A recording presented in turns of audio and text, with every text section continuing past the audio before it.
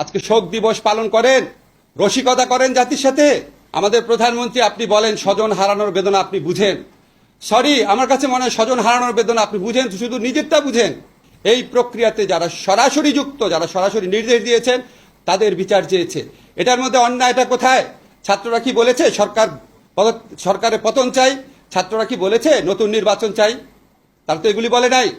আপনারা এই দাবি মেনে নিচ্ছেন না কেন? সমস্যা কি?